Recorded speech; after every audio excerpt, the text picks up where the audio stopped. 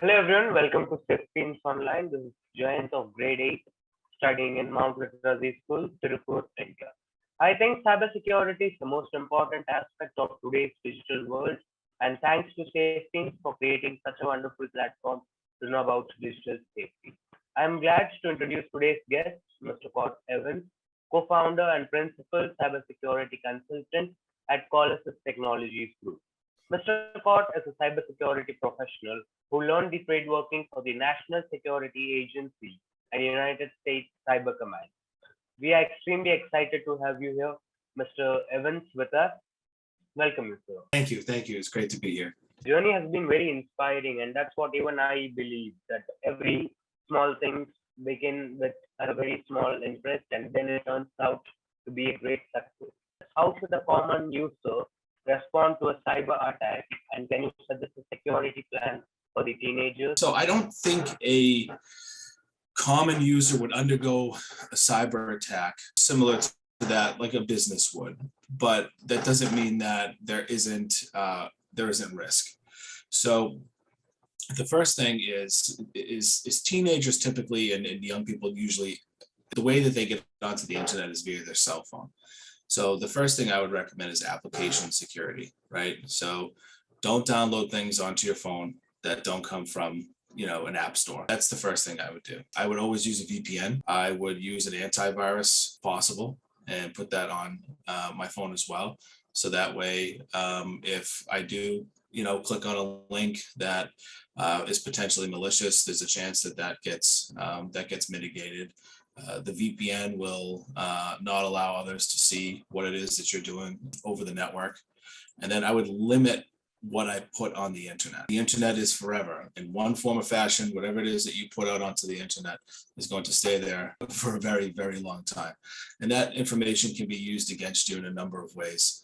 Whether that's to get more information out of you so that they can steal information from your bank account that's linked to your phone, or whether that is to use whatever you may have said or may have done. And someone your age, maybe you said something and now a school doesn't want to accept you or something like that. So I would limit what I put out onto the internet and think of it as, if I wouldn't say this in person or do this in person, then I shouldn't do it online. If you download an application onto your phone and you don't pay for it, then you are the product.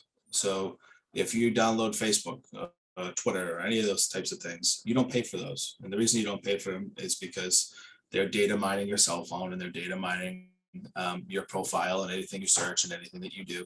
So just be mindful that you are the product at that point if you haven't paid for it. The next question we have, what is the main motive of international illegal hackers, and how can each country protect its data? I would say that there's probably three separate motivations for international illegal hacking groups. Number one, advanced persistent threats or nation's intelligence. You could think research and development in any type of information that they can get from a country that they view as an adversary.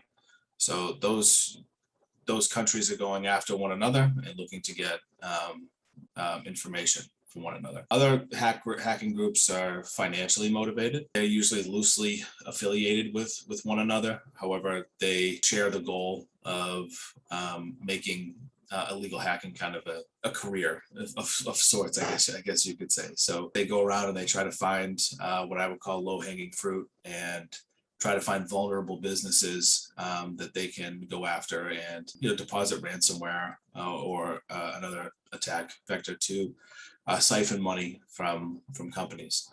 And then the third would be what you would call like a hacktivist group, right? So they are politically motivated.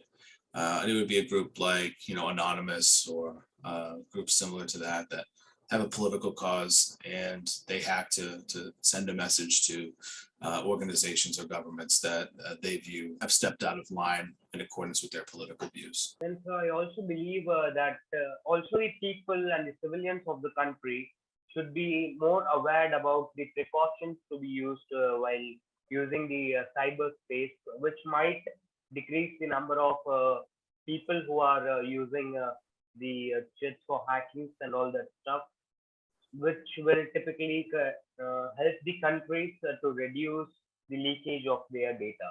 So how good is cybersecurity as a career? Can you throw some light on it? It's a wonderful career in a lot of ways. First being that there's a lot of demand for people who are interested in this work and that want to help countries and companies be able to protect themselves from cyber threats. It is a career field that is very broad. I think when you look at it from the outside, it seems like cybersecurity is just one kind of career field. But throughout my career, I've done work in intelligence, compliance. I've done work in incident response, SOC operations. I've done research and development. So there's a whole host of different career fields that you can get yourself into. And then if there's something that, maybe you think that would fit your personality or your interests better, you can move within the career field as well. I would say that the cybersecurity career field is going to grow. The Internet of Things is expanding, and there's more and more devices being put everywhere in our lives. Whether that is the move to the cloud, whether that's going to be smart buildings and self-driving cars. There's going to be a massive proliferation of computers all over the world. So that's going to require cybersecurity analysts and consultants and folks that are well trained. You being at the age that you are now, if you spent a significant amount of your off time tinkering with different tools and devices and coding, by the time that you are out of university, you're going to have a wealth of knowledge that other people won't have if they've just decided to pursue that career field while they were in college or after college. They say it takes about 10,000 hours to become an expert at something. That's about 10 years of hard work. So you'd be getting a wonderful jump on everybody else.